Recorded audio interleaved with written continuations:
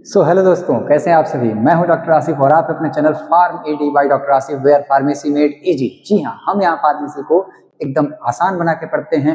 हम पढ़ रहे थे फार्मास्यूटिक्स में लिक्विड डोसेज फॉर्म, जिसमें इमल्सन हमने कंप्लीट कर लिया था।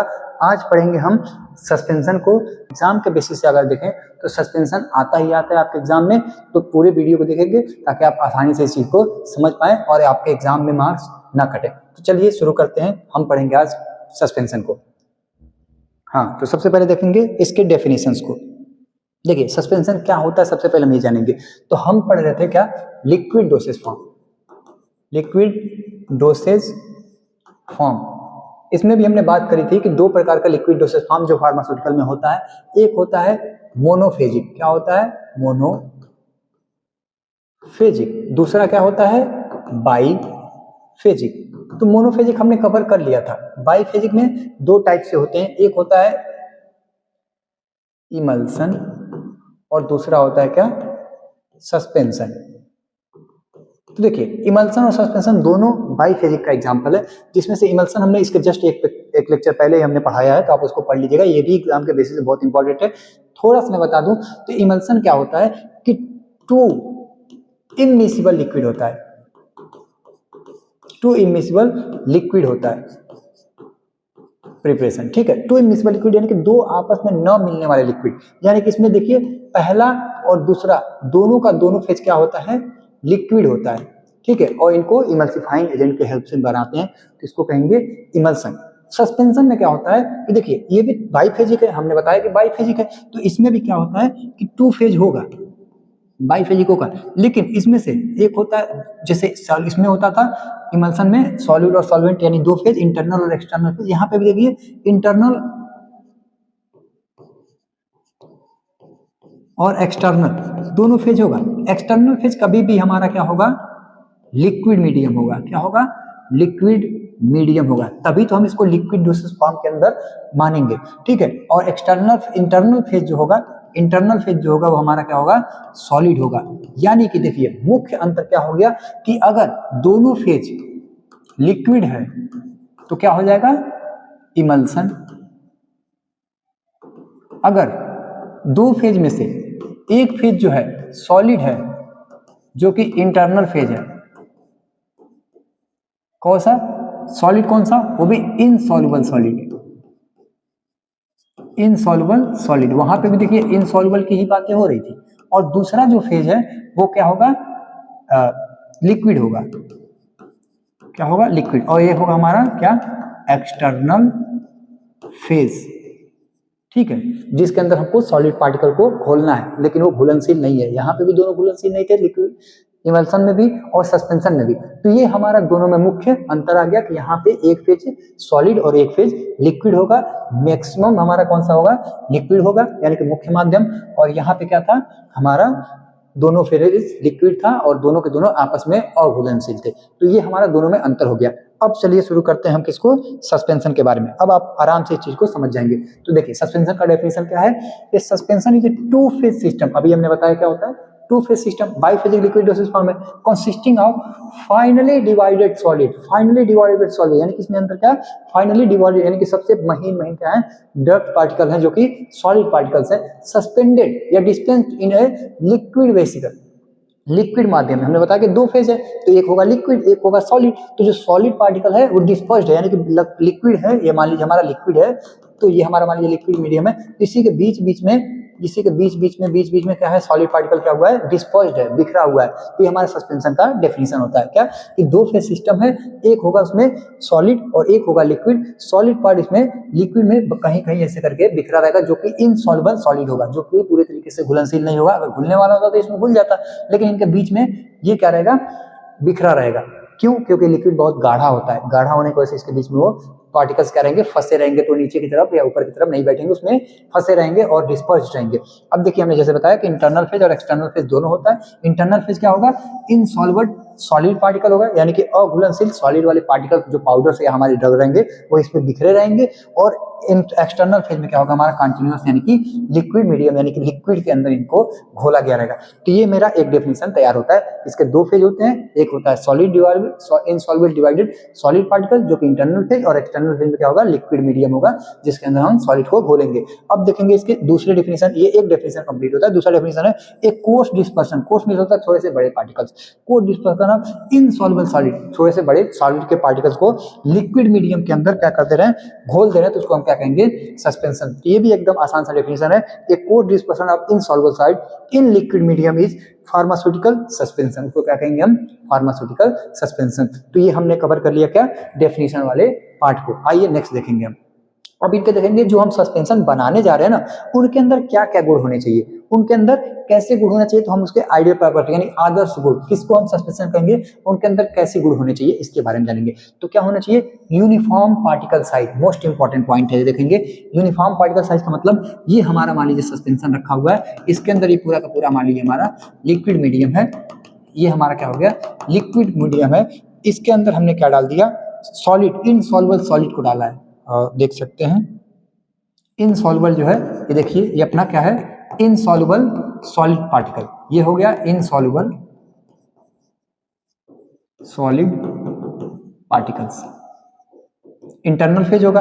और ये लाल वाला जो अपना क्या है लिक्विड है एक्सटर्नल फेज, ठीक है। तो ये दो चीजें हो गई, ये अपना सस्पेंशन है। तो इसमें क्या है यूनिफॉर्म पार्टिकल साइज डिस्ट्रीब्यूशन का मतलब इसके जो पार्टिकल है ना जो सॉलिड वाले वो पूरे के पूरे में एक समान रूप से बिखरे रहे। ऐसा ना हो कि नीचे खूब ज्यादा बैठा हुआ है या ऊपर खूब ज्यादा हुआ है और बीच में है ही नहीं, तो ये पूरा एक समान रूप से बिखरा रहेंगे ताकि कहीं से भी आप इस दवा को 5 ml 10 ml जितना भी आप निकालना चाहें तो इसमें ड्रग और लिक्विड दोनों चीज क्या हो जाए। तो ये होगा हमारा आइडियल पार्ट, यानी कि उसके अंदर क्या हो पार्टिकल साइज पूरे तरीके से बिखरे होने चाहिए। इजिली प्यूरेबल विस्कोसिटी, जैसे हमने कि बताया क्या कि ये जो सस्पेंशन होते हैं वो क्या होते हैं गाढ़ा होता है, विस्कस होता है, यानी कि इसके अंदर क्या होता है गाढ़ापन बहुत ज्यादा होता है, तभी तो पार्टिकल इसके बीच बीच में क्या रहेंगे डिस्पर्ज रहेंगे। तो ऐसा भी ना हो कि इसमें से हम जब इतना गाढ़ा रहे कि हम इसमें से निकाले ना ढक्कन के अंदर तो निकल ही ना पाए, इसमें से निकल ही ना पाए। तो इसके अंदर से इजिली प्यूरेबल यानी कि आराम से उसमें से निकालने में हमको सुविधाजनक हो, आराम से जब भी हम 2 ml 5 ml 7 ml निकालना चाहें तो हम उसको निकाल पाए, प्योरेबल हो, आराम से ढाल पाए उसको, ठीक है। फिजिकली एंड केमिकली स्टेबल होना चाहिए, ऐसा नहीं हो कि 2 महीने 4 महीने बाद वो खराब हो जाए। तो फिजिकली और केमिकली मतलब थोड़ा सा टेम्परेचर पर खराब ना हो, ये सब इसके अंदर स्टेबिलिटी होनी चाहिए, ठीक है। और क्या है रीडिस्पर्स्ड अपॉन शेकिंग, देखिए कितना भी आप बेहतर बनाएंगे ना ये पार्टिकल जरूर से जरूर नीचे की तरफ जो भारी पार्टिकल होंगे या फिर 2-4 पार्टिकल आपस में जुड़ के वो नीचे की तरफ आके बैठ जाएंगे, तो उनको क्या करना है ये दिक्कत हो जाएगी। और हमेशा इसलिए हमको कहते हैं कि सस्पेंशन को आपको हिला के या सेक करके मिला के पीना होता है। तो यही इसमें क्या है कि इजीली रिड्यूसेबल, जब हम इसको सेक करें जब इसको हिलाएं, जब पीने से पहले कहा जाता है 2-4 बार इसको सेक कर लीजिए, हिला लीजिए ताकि ये सारे पार्टिकल्स क्या हो जाए बिखर जाए, जो नीचे बैठे हैं वो भी पूरे तरीके से बिखर जाए ताकि रीडिस्पर्स हो जाए। रीडिस्पर्स का मतलब ये पूरे तरीके से फिर दोबारा से क्या हो जाए बिखर जाए और हम जब निकाले तो हमारे में ड्रग और लिक्विड दोनों आए। ऐसा ना हो कि दवा नीचे बैठा है पानी पानी हम पी रहे हैं। तो रीडिस्पर्सल का फेज होना चाहिए ताकि जब भी हम इसको रीडिस्पर्स करें तो हमको दवा और उसमें सॉलिड पार्टिकल दोनों मिले। Should not form hard cake, देखिए ये जब ऐसा मान लीजिए हर सस्पेंशन में ऐसा होता है कि नीचे आके बैठ जाएगा, तो ऐसा ना हो कि सारे पार्टिकल्स आपस में जुड़ के एकदम मिट्टी की तरह क्या हो जाए, यहाँ पे हार्ड केक की तरह से बना ले, जैसे कि इसमें से निकल ही ना पाए पूरा पूरा दवा यहाँ पे क्या हो जाए हार्ड केक बन जाए। तो ऐसे भी गुण नहीं होने चाहिए, यहाँ पे क्या होना चाहिए पूरे के पूरे अब बैठ भी रहने चाहिए तो अलग अलग बैठे ताकि जब भी इसको हम सेक करें तो पूरे के पूरे आपस में पार्टिकल मिल जाए। ऐसे नीचे हार्ड केक ना बने, ठीक है, हार्ड केक ना बने, ये होना चाहिए गुण।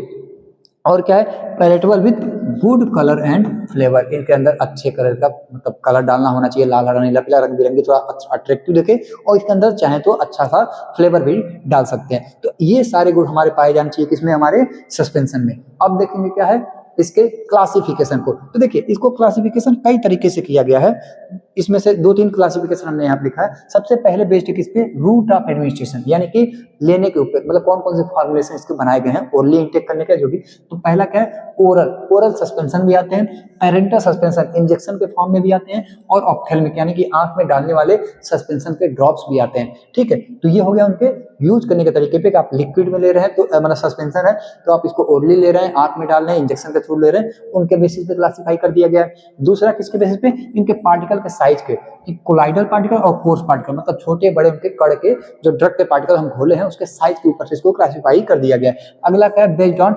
Electrokinetic nature. इलेक्ट्रोकाइनेटिक नेचर के बेसिस पे ये कौन सा होता है, फ्लोकुलेटेड और डीफ्लोकुलेटेड। हमारे एग्जाम के बेसिस से सबसे इंपॉर्टेंट भी कौन सा है भाई, फ्लोकुलेटेड और डीफ्लोकुलेटेड, यानी कि इसके बेसिस पे। अब क्या होता है फ्लोकुलेटेड, देखिए पार्टिकल्स फॉर्म्स लूज एग्रीगेट, यानी कि देखिए ये अपना हो गया सस्पेंशन, तो जो नीचे के पार्टिकल्स है ना यहाँ पे, ये अलग अलग सेपरेट रहे, ये ना हो कि नीचे गिरे तो हार्ड केक बना ले। एंड सेटल क्विकली, अगर जल्दी से नीचे बैठ भी जा रहे हैं ना, ये पूरा पूरा बिखरे हुए हैं लेकिन नीचे की तरफ बैठ भी जा रहे हैं, बट रीडिस्पर्स इजिली, जब इसको हम सेक करें तो ये पूरे के पूरे पार्टिकल जो नीचे बैठे थे ये पूरे के पूरे क्या हो जाए, फिर से रीडिस्पर्स हो जाए, तो इसको क्या कहेंगे हम, फ्लोकुलेटेड सस्पेंशन। और इसके सीधे विपरीत हमारा कौन सा हो जाता है, डीफ्लोकुलेटेड। देखिए पार्टिकल रिमेन सस्पेंड, मतलब ये सारे पार्टिकल तो अलग अलग रहेंगे, सेपरेट रहेंगे। सेटल स्लोली, यहाँ पे सेटल क्या होता है, फास्ट, यहाँ पे क्या हो जाएगा, ये जल्दी से नीचे नहीं बैठेंगे। ये वाला जो सस्पेंस, इसमें क्या था कि जल्दी से नीचे बैठ जाते थे, लेकिन इन वाले में क्या होगा, ये पार्टिकल्स जल्दी से नीचे की तरफ नहीं बैठेंगे, ठीक है, लेकिन जब बैठ जाएंगे तो हार्ड केक बना लेंगे। क्या बना लेंगे, हार्ड केक, यानी कि नीचे की तरफ ऐसे हार्ड केक इनके अंदर बन जाएगा। अब ये क्या होगा, दोबारा से आप इसको रीडिस्पर्स करेंगे तो पूरे के पूरे नहीं बिखर पाएंगे, तो ठीक है, इसको क्या कहेंगे, डीफ्लोकुलेटेड, यानी नीचे की तरफ आके जम जाएंगे और जमने के बाद से दोबारा से ऊपर की तरफ मतलब नहीं जाएंगे। तो ये हमारा कौन सा हो जा रहा है, दो प्रकार के, फ्लोकुलेटेड और डीफ्लोकुलेटेड। कभी कभी एग्जाम के बेसिस से इन दोनों में आपसे क्या पूछ देता है, डिफरेंस पूछ देता है, तो ये भी एक प्रकार से इंपॉर्टेंट है, थोड़ा सा इंपॉर्टेंट है, थोड़ा सा हम इसको देख लेते हैं। इन दोनों में मुख्य अंतर हमको क्या क्या है, मुख्य तो हमने डेफिनेशन में बता दिया, थोड़ा सा और देख लेते हैं।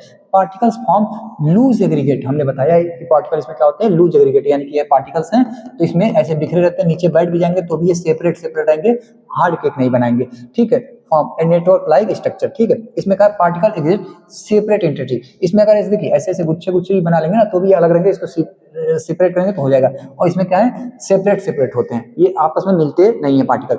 The rate of sedimentation is high, rate of sedimentation मतलब नीचे बैठने की प्रक्रिया इसके अंदर क्या होती है, ज्यादा होती है, लेकिन ये फिर से रीडिस्पर्स हो जाते हैं। इसमें क्या होता है, लो होता है, ये जल्दी से इसमें जो बिखरे हुए हैं ना ये अलग अलग ही रहते हैं, लेकिन जल्दी से नीचे नहीं बैठते हैं, ठीक है, जल्दी नहीं बैठते, ये जल्दी बैठते हैं, ध्यान देने योग्य बात है। इसमें क्या है, सेडिमेंटेशन रैपिडली फॉर्म, और नीचे की तरफ बैठ के यहाँ पे सेडिमेंटेशन यानी कि जो केक जो बनना था ये जल्दी से मतलब नीचे की तरफ बैठ जाते हैं, तो इसमें क्या होता है, रैपिडली फॉर्म होता है, और इसमें स्लोली फॉर्म होता है, ठीक है। अगला देखेंगे, सेडिमेंट इज इजी टू रीडिस्पर्स, ये पॉइंट इंपॉर्टेंट है, क्या है कि इजी टू रीडिस्पर्स, इसको आप सेक करेंगे, मिलाएंगे ना तो ये पूरे के पूरे फिर से क्या हो जाएंगे, ये पूरे के पूरे बिखर जाएंगे। लेकिन यहाँ पे क्या है, डिफिकल्ट टू रीडिस्पर्स, यानी कि एक बार ये जल्दी तो नीचे बैठते नहीं है, ये पूरे बिखरे रहते हैं लेकिन जल्दी नीचे नहीं बैठते हैं, लेकिन अगर एक बार नीचे बैठ गए तो इनको फिर से मिला पाना, ऊपर पहुंचाना मुश्किल होता है, ठीक है, ये नहीं होते हैं, डिफिकल्ट होता है। सेडिमेंट इज लूजली पैक्ड, इनके बीच में जो पार्टिकल्स हैं वो आपस में बहुत दूर दूर है, बिखरे हुए हैं, इसमें क्या है,